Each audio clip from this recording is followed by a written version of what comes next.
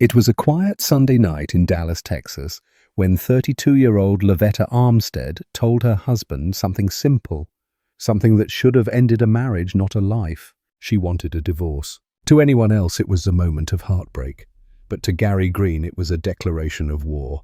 In the early hours of September 22, 2009, Green's mind twisted with rage and delusion. He believed Lovetta had betrayed him, that she had chosen the world over him. In his words, "If I couldn't have her, nobody would." Inside their modest home in Oak Cliff, Green made a horrifying decision. If he couldn't keep his family together in life, he would reunite them in death. When the night was over, Lovetta Armstead lay dead, stabbed more than 25 times in her own bedroom.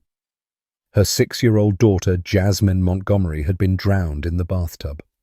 And when it was done, Green called the 2 surviving boys, ages 9 and 12, to say goodbye to their mother and sister's bodies. This wasn't a crime of passion, it was a crime of control and the twisted belief that love means ownership. This is the story of Gary Green, the man who couldn't let go, and the family who paid the ultimate price: classification, murderer characteristics. The victim tried to end their relationship. Number of victims 2. Date of murders, September 22, 2009. Date of arrest. Next day, date of birth, March 14, 1971. Victim's profile: his wife, Lovetta Armstead, 32, and her daughter, Jazzmen Montgomery, 6. Method of murder: stabbing with knife. Drowning location: Oak Cliff, Dallas, Dallas County, Texas, USA.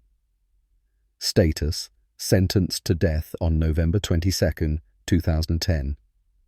Man sentenced to death for killing his wife, her 6-year-old daughter, November 30th, 2010. A jury sentenced Gary Green to death late today for killing his wife and her 6-year-old daughter. The same jury convicted Green, 39, of the slayings earlier this week.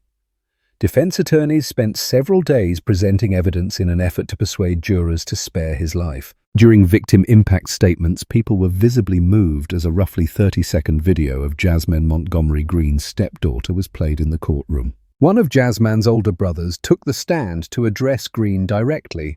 "Hey, Gary, I love you, and I thought you weren't going to betray me like this," said the boy, who was 9 at the time of the attacks. "To me, you were my father and I love you, but I'm not going to let you take over my life." The boy was stabbed in the abdomen by Green on the same in September 2009 day that Green stabbed Lovetta Armstead to death and then drowned Jazzmen.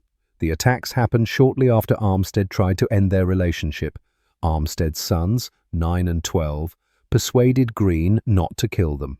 A psychologist testified Thursday that Green suffers from a mental illness that causes him to experience paranoid delusions. Gilbert Martinez told jurors that Green suffers from schizoaffective disorder, bipolar type, and wrongly believes that people are trying to hurt him. Martinez clarified that he was not saying that the illness made Green murder his wife and stepdaughter. Martinez said that Green has an IQ of 78, which is low but not low enough to indicate mental retardation. Prison tests show Green's IQ to be 105, prosecutor Andy Beach said while cross-examining Martinez. Prison records also show that in the 1990s, Green told prison officials that he was contemplating suicide, had insomnia, and was pondering joining the French Foreign Legion. Green has previously been sent to prison for stabbing his high school girlfriend and robbery. Green's younger brother, Nysasno Carter, also testified Thursday. He told jurors that he has thought Green has an undiagnosed mental illness ever since I was little. Carter said that he tried to talk to their mother about getting Green help, but she kind of brushed me off. Carter said Green often talked about having nothing to live for. He also said his brother heard demons. Shortly before the murders, Green checked himself into a mental hospital for about 5 days, but then asked to be released according to testimony. Carter said that while he visited Green in jail, Green told him that Armstead appeared to him while Green was sitting on his bed. Carter said Green told him that Armstead said that she forgives him. Staff writer Jennifer Emily contributed to this report. 13-year-old says murder defendant made him view the dead bodies of his mother and baby sister October 27, 2010. Two brothers tearfully recounted for a Dallas County jury Tuesday how their stepfather forced them to look at the dead bodies of their slain mother and little sister. The boys' emotional testimony came in the capital murder trial of Gary Green, 39, where they also told jurors that they persuaded their mother's husband not to kill them too. Green is accused of killing Lovetta Armstead and her 6-year-old daughter Jazzmen Montgomery at their South Oak Cliff home in September 2009. As they see their mother lying on the floor, "We just fall on our knees and start crying," the older boy, now 13, told jurors. Armstead was killed shortly after informing Green that she wanted to annul their marriage just months after the wedding, according to police. Green had moved out, but he persuaded Armstead to let him spend the day at the house.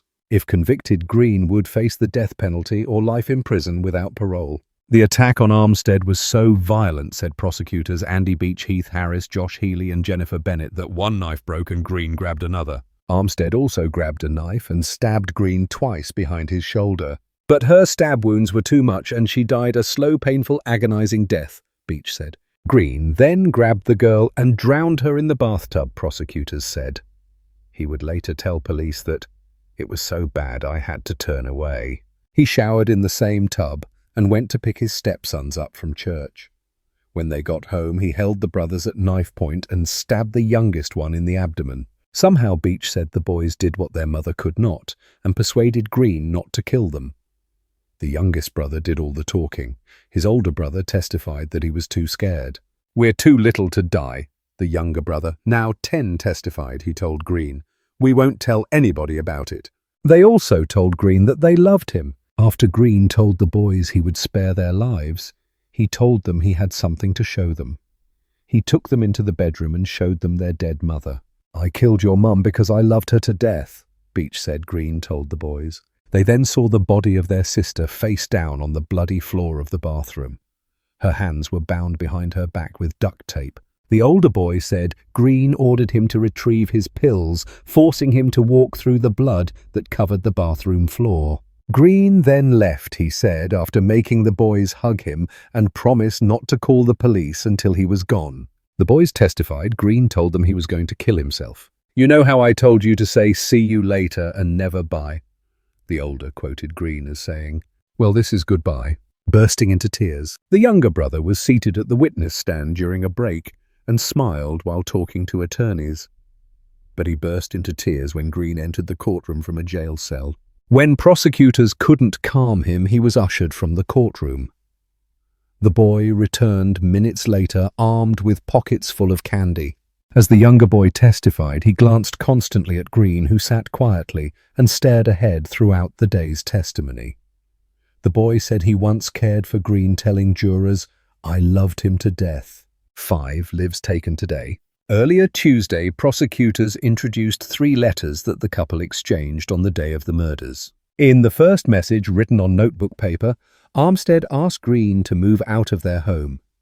"I know you love me and I love you, but it's time we part." In the second, she voiced regrets at allowing Green back into her life. In the final letter, Green said he planned to kill Armstead, her 3 children and himself. The letter showed to jurors was typed. The original was covered in blood and found on Armstead's bed. "You asked to see the monster, so here is the monster you made me," he wrote. "There will be 5 lives taken today, me being the 5th. At one point in his final letter to Armstead, Green reflected on his fate. "I pray that the Lord allows my soul to enter heaven," he wrote. "If not, I will burn in hell forever." In brief opening remarks, Green's defense attorneys Paul Johnson, Cobby Warren and Brady Wyatt asked jurors not to make up their minds until they hear all the evidence. Dallas man told police he hoped to join slain wife-daughter as happy family in the afterlife. October 27, 2010. Confessing to Dallas police after the brutal slayings of his wife and her 6-year-old daughter Gary Green, said he felt betrayed when Lovetta Armstead asked for a divorce. After only a few months of marriage, he decided he couldn't live without her. "My original plan was to kill all of us," he said in the videotaped confession shown to jurors at his capital murder trial Wednesday. That way, he added, In the afterlife, we all could be a happy family. Armstead and her daughter Jazzmen Montgomery were found dead in their South Oak Cliff home in September 2009. The woman was stabbed repeatedly and the girl was tied up and drowned in the bathtub. If convicted, Green faces the death penalty or life in prison without parole. The prosecution rested its case Wednesday. The trial is expected to continue today. Green's attorneys have asked jurors not to make up their minds until they hear all the evidence. Homicide detective Robert Quirk, who interviewed Green during the confession, testified Wednesday. He said investigators found Jazzmen in the bathroom and Armstead face down in the bedroom. She'd been stabbed more than 24 times and signs of a struggle were apparent. "Frankly, it was a bloody mess," Quirk said. Green told police that he tied up the girl in her bedroom and then took her to the master bedroom. He attacked Armstead in the bathroom, he said, stabbing her about 30 times, though not all at once. At one point, prosecutors say Armstead grabbed a toilet tank lid and tried to hit Green. She also grabbed a knife and stabbed him in the shoulder, though the wounds were superficial. "When she stabbed me, I backed up off her," Green said. Jazzmen was tied up during the fight. Afterward, he took her into the bloody bathroom, Green said in the taped interview. "I killed her in the bathtub," he told police. Armstead's 2 boys testified a day earlier that Green showed them the bodies, but spared them when they pleaded for their lives. Green, 39, said he put tape over Jazzmen's mouth to prevent her from doing the same. Covered in blood, he showered in the same bathroom, changed clothes and picked up the boys from church, Green told the detective. After showing the boys their mother, Green changed clothes again and left them at the house, he told police. He then took 20 to 30 pills in hopes that he would just go to sleep. But his family found him at a friend's house a day later and persuaded him to turn himself in. Police Sergeant Kevin Kirchdorfer accompanied Green to Parkland Memorial Hospital where he was treated for the overdose. On the way, the sergeant testified, Green complained that he couldn't get the images of his wife and her child out of his head. "I didn't really want to do anything to anybody," he said in his taped interview. More than a decade later, on March 7, 2023, justice finally came. Inside the Huntsville death chamber, Gary Green took his final breath after a lethal injection. His last words were simple: "I'm sorry for all the wrong I've done. I hope you can forgive me." He was 51 years old. For the families of Lovetta and Jazzmen, there was no peace, only a quiet ache that justice couldn't erase. 2 boys had watched their world end that night, and no sentence could bring their loved ones back. Gary Green's story is a haunting reminder that sometimes the most dangerous place isn't a dark alley. It's home. Because monsters don't always come from the outside. Sometimes they share your last name.